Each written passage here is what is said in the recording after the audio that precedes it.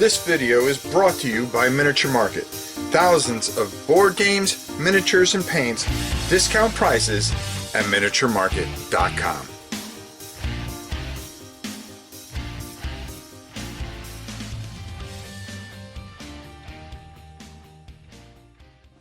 Hey everybody, it's your old pal Rob. Now, we are in the first week of June, which means half the year's over. So I wanted to do my top 23, get it? Year 2023, get it? Yeah. Games of all time as of right now. And I did this a little differently. There are games that I love. Now, you got to remember, I have a storage unit with 3,000 games. And they picked 23 games that are my favorite out of this right now that as of today, I am playing a lot of, which is a qualification. One, I have a very deep affection for, number 2. And number 3, what I feel is how different it is from anything else and how much it stands out above anything in its particular genre. So I decided to try to make a list of the top 23 games. Now, instead of doing this in 2 parts, I'm going to go kind of fast, but I'm going to get all 23 in here and really just kind of explain a little bit of my thinking, because my thinking has changed a lot, and I think it's going to change a lot by the end of the year. That's why I wanted to do this at the midpoint. So, without further ado, let's take a look at this list that I have written up, and let's go over it. At 20, see, even the dog is like, oh God, here we go. At 23 is Table Golf Association. Now, the reason I put this on here and why this game has leaped up so far, a game that I tried so hard to get and then had so many problems and just got to the point where I was ticked off, and then when I finally got it, I realized how I knew how great it was going to be, and it turned out to be. I've played this game just by myself with nobody around, no camera on. I've done a tournament, which we're coming up on the championship. You can get this at Miniature Market now. It is live at Miniature Market now. Go get it. And the Kickstarter's in its final days for a cardboard edition. But this game is so much fun. It is the closest thing to golf. It's a dexterity game, which I'm usually not a fan of. But I will tell you this. I'm going to the Dice Tower just to play John. That's the only reason I'm going to the Dice Tower. Okay, and see Ignacy, because I want to play him at Blood Bowl. But really just, it stands out. It's magical. It just, and there's just so much of a future for this game. Go to Miniature Market, pick it up. It's at a fantastic price. Let it sell out so John can sell some more. At number 22 is a game that I've been playing a lot this year. Old School Tactical. I've been breaking that out and having just a blast playing it solo. The big tiles, the big maps. It doesn't take long to set up. It's just one of those games that I just can never stop playing, and I realize that it deserves to be on this list from our good friends over at Flying Pig Games. They are tremendous, and wow, what a game. At number 21 is a game that has fallen quite far, but if you really think about it, and I really want to make sure that you guys understand, this game is historic, and out of all the games I have thousands and thousands of games, it still ends up in the top 25, and that's Space Hulk. This is starting to get just old. I mean, I love it. I enjoy it. How many times can I play those 12 missions? There's fan-based stuff out there, but you know, you always feel like you're stretching. They need to do an expansion to it, re-release it, do something with it. It gets kind of frustrating, especially since when they did the original, there were some great expansions with it. You know, Gene Stealer and Deathwing. you know, it'd just be nice if they brought it back and did something. I think it'd shoot back up in the top 10. But it seems to fall because there's just so much great stuff coming out lately. There really is. At number 20, Rumble Slam. To me, the greatest wrestling game of all time. I am constantly breaking this out and playing it. I just did 3 more new armies for it. And it's just a game that belongs in this top 20, and it's just glorious. I mean, that's the best way I can put it. Rumble Slam. At 19, Dungeon Universalis. This game just gets better. It's a giant sandbox. You can do anything you want with it. I've been playing it off camera a lot. I've really got it down. You know, a lot of the things that happen behind the scenes have been a lot more because I just don't know when my health would fatigue me out, and then I couldn't, you know, keep playing. And I don't want to turn on the camera and then go for 10 minutes and then go, hey, everybody, I'm not feeling too good. I got to go. More on that, that you probably heard on Sunday. Things are looking a lot better. At number 18, League of Dungeoneers. Now, this game came out, and this is up for one of the games of the year for me. This thing is just beautiful. A great job by Michael. He does just a fantastic job. And this game just really stands out. It's perfect in so many ways. And I got to give Michael all the credit in the world. League of Dungeoneers is a masterpiece. And again, it's one of those games that I'm playing off because I just don't know how I'll do. But I promise you this much, we do plan on doing some things with a lot of this stuff going forward. At number 17 is a game that is actually a classic that I've never had the chance to play. And I want to thank Ignacy for just having a great company. And 51st State has completely blown me away. First of all, I love the solo version of it. And I jack it up and make sure it's as hard as anything for myself. And I just have so much fun playing this. I've been playing this nonstop. It is a classic. No wonder why it's one of the top games for Z Garcia. I just went, 51st State, what's that? Okay, well, you know, I've got a million games. I don't have time for it. I made time for it, and I'll tell you right now, it's a classic. At number 16 is my favorite work replacement game of all time, and that is Everdel. And they just came out with some new expansions in Mistwood and New Leaf, adding and making this game huge. I mean, you put this game on the table, it takes up my table. And I'm completely just in love with the game. I love the whole theme. I love it's just a comforting work replacement game that you could just play. My tree sits back here now because I've been playing it even more now. And I love this game. I really, really just plain old love this game. At number 15, D100. Now you're thinking, oh, it dropped down, this, that, and the other. I'm just playing a lot more stuff. A lot of different stuff. And it's not indicative of how I feel about it. They come out with the latest expansion, which is fantastic. I've been playing it. One thing, I'm going to do a little spoiler here. One thing that you're going to notice is 4 Against Darkness has just fell off. It's gotten stale to me a bit. But, you know, is it in the top 50? Absolutely. What does that say? I'll tell you, it's a great game. But I'm not playing it as much as I am D100. And D100 is sitting at 15, which is a great spot. Martin Knight is a genius. And he's going to continue to do things that are just fantastic.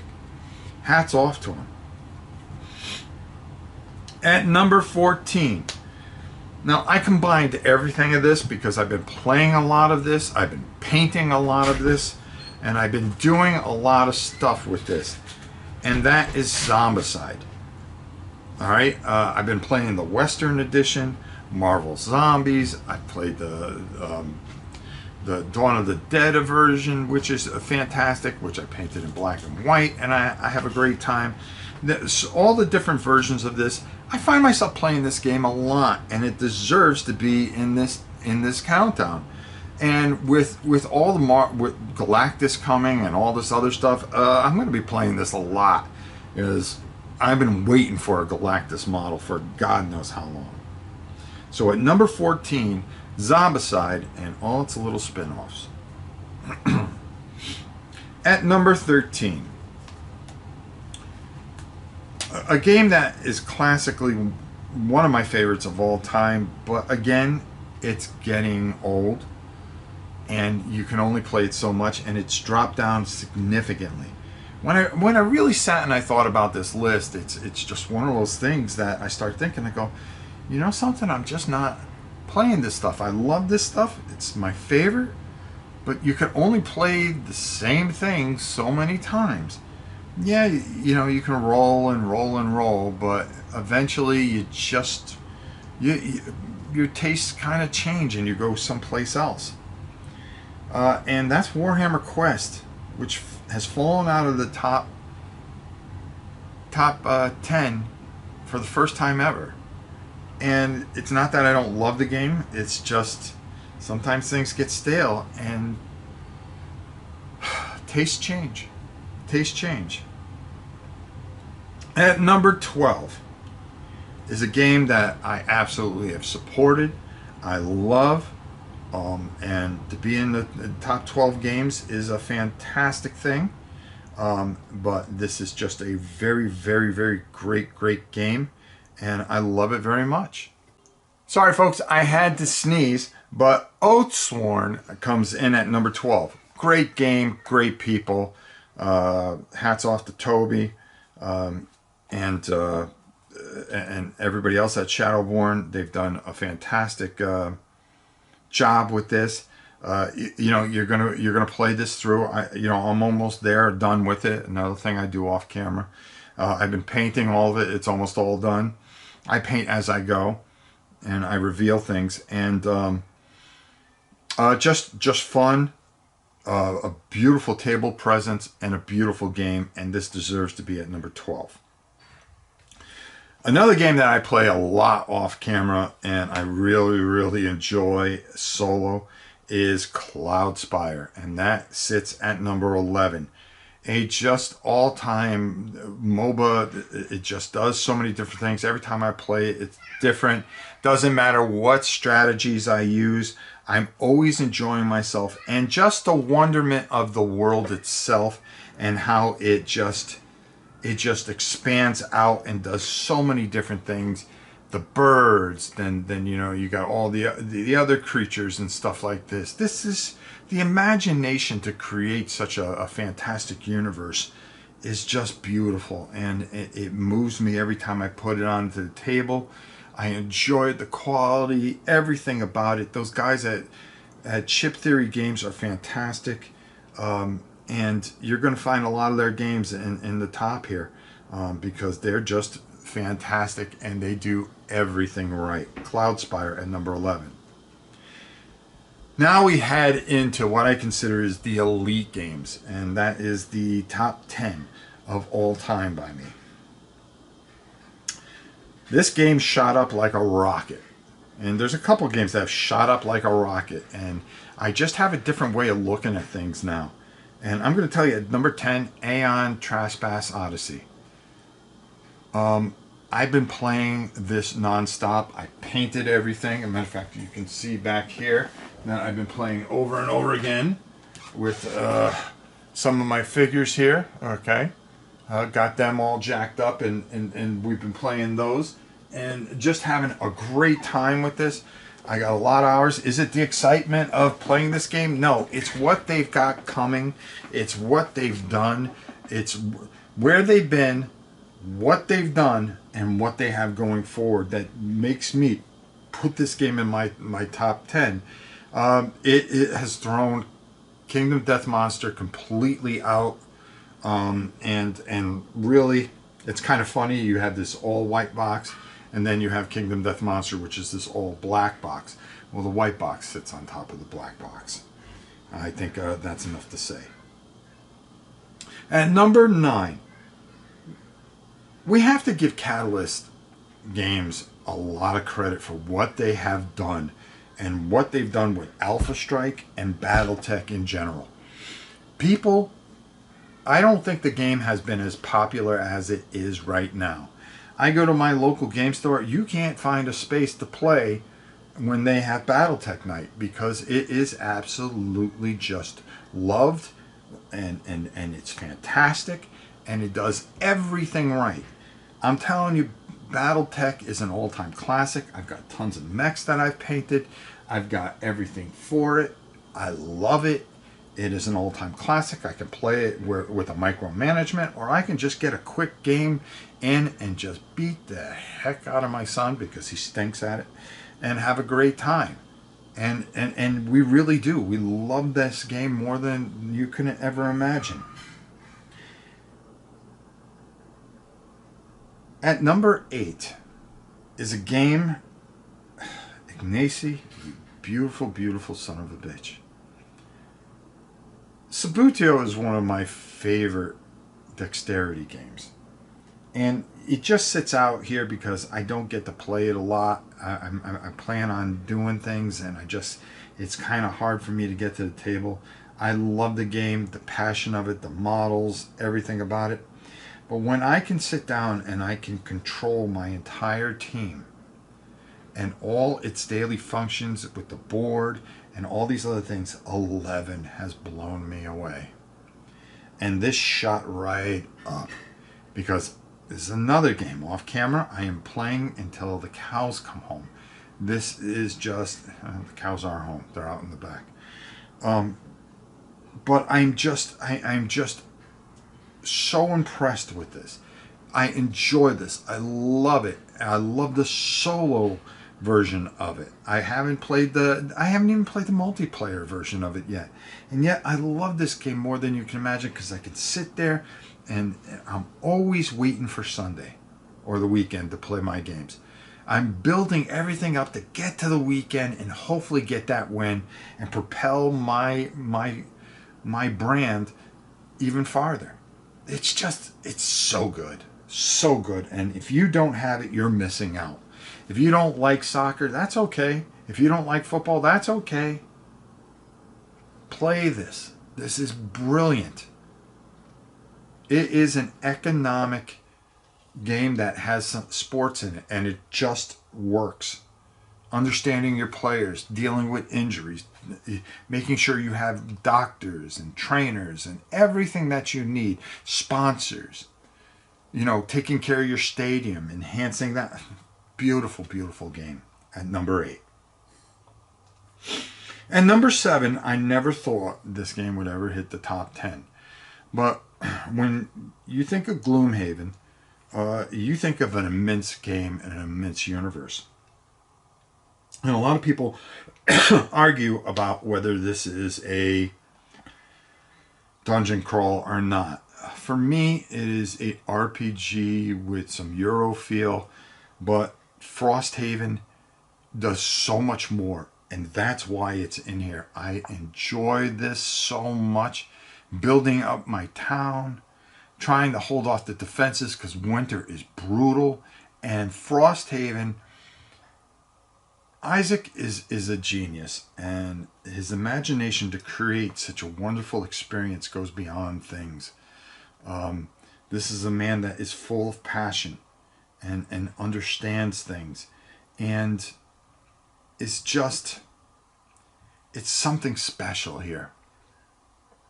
And I really think this game is a lot of fun, and I enjoy it a lot, and I keep on coming back to it, which is just absolutely fantastic. I love this game, and I'm just going to keep on playing it. That's all I have to say.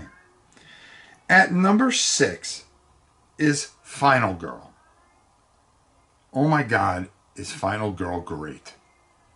Probably one of the greatest solo games ever made. And if you haven't played Final Girl, shame on you. Don't worry about the horror theme and stuff like that. It's how each story feels like the movies. If you're not a fan of the movies, it doesn't matter. It's not gory. It's not horrible. It's exciting. It's thrilling. It's thematic. It's glorious. And it just hits home. It's absolutely just glorious. And a game that I absolutely love and has made my top 10. At number 5 is Nemo's War. You know, I've been breaking this out even more and more. And this is just a game I just never get tired of.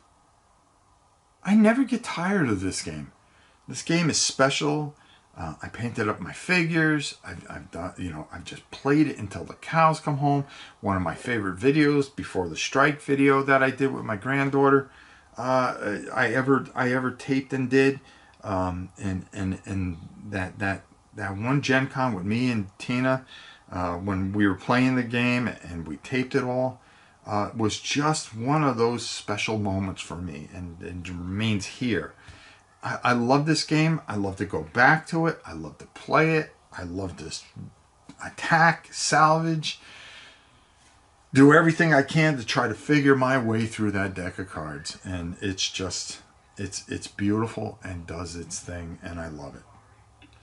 At number 4 is, well, you couldn't have a top 10 without a Games Workshop game in there. And Blood Bowl. Blood Bowl / Dungeon Bowl. I'm playing this a lot. I'm playing by myself. I'm getting warmed up because I'm hoping to take on Ignacy over at the Dice Tower East. I'm going to tape it so you guys can see this poor guy get his back end handed to him from my Mighty Chaos team. I'm not going to shy away. But Blood Bowl is one of my all-time favorite games. And it always finds its way to the table. And that's where some of the other GW stuff is not finding its way to the table as much. And if it doesn't find its way to the table, how can it be an all-time favorite? If you break it out once a year, it kind of qualifies. And I think that by the end of the year, will I play Warhammer Quest? Yeah. By the end of the year, will I play Space Hulk? Yeah. That's why it stays where they are. Plus all the memories I have from them. But Blood Bowl is just a constant and stays there. And that's why it sits at number 4. Number 3, I mean, this is where it becomes the Chip Theory game show. Because Hoplomachus Victorium, I won't even get rid of the Lost Cities or Rise of Rome. The remastered version is tremendous and has made so many improvements.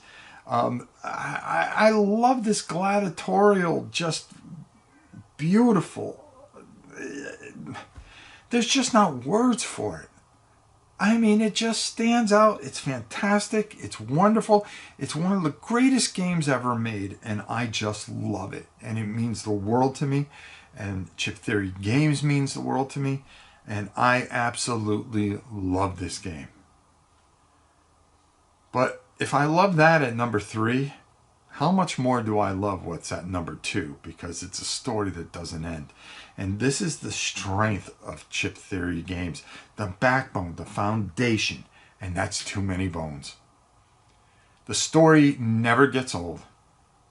You could play it a million times and it never gets old. All the different the different gear locks, all the different ways you can do it. It just, I can sit there and enjoy an afternoon, leave it, take a break, come back, play it, and then I have that beautiful chest. And now they just come out with so much more stuff. I gotta have it all. I have to have it all. And at number 2, Too Many Bones is just killing it, folks. It is glorious. And it's just a game that'll always be in my top 10. Always. And I'm constantly going back to it and playing it. The quality, the beauty, everything this thing has. it does it better than anything else. Just a fantastic company doing fantastic things. So what's number one? Well, there can only be one, and that is Shadows of Brimstone. I know everybody's like, what? Shadows of Brimstone? Let me tell you something. I can't talk about what I got going on with this game, but I'm going to tell you that this is going to be the summer of Shadows of Brimstone. Unbelievable. That's all I'm going to tell you. There's just so much to this game. It's a never-ending story, and all I can tell you is just get ready. This is going to be a fantastic summer for this game.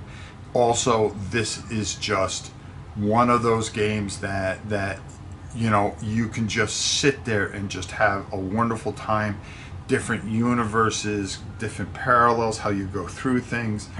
I was starting to get a little tired of this, but no, they sucked me right back in. And I can't wait to show you guys a bunch of stuff, but I can't do it. I'm under embargo right now.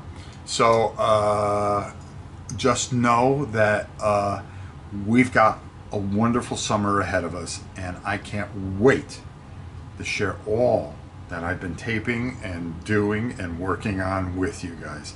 Fantastic. Shadows of Brimstone, number one. Now, I want to do some honorable mentions because I have a feeling that when we do this again in December, because I'm going to do it again in 6 months, and I want to see how much this list changes. And I put it in my special book to see how much it changed, and I compared it to the other things.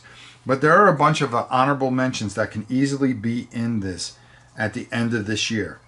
Burn Cycle. I've been playing a lot of that. Dawn of the Zeds. I've been headed back to that. Dungeon Crusade. Roger and I are going to get together, and I'm going to get all the bugs out of it and make sure I know what I'm doing so I'm not blowing this game up, and we're going to see where that ends up on this list. But there are a couple. There's another one which just barely missed, which was Chronicles of Drungar. The problem is I just haven't gotten to the table enough, but I love that game. It is in my top 25. And I think it should be higher, but I've got to paint a few things, and they got the new Kickstarter coming. I guarantee you by the end of the year that'll be in there. But some things that I got a feeling that are going to be there are some games that I am starting to discover, and that's Stonemaier Games. There's a game called Expeditions that I've been looking at. Could very well be there. I can't say anything because there is a review embargo on it. But I've revisited Scythe, and I didn't realize you could play it solo. So I'm now painting everything for it, and I'm playing around with it, and I'm kind of loving life, and I wonder where this is going to end up. And then there's a bunch of other stuff that's on its way that I'm very, very curious about. Will it crack? Or will certain things fall out? Or will certain things that are on this list go even higher than it already is? There's only one way to find out, folks. Join me in December when we do this again. So, until next time, it's your old pal Rob. We'll see you soon, everybody.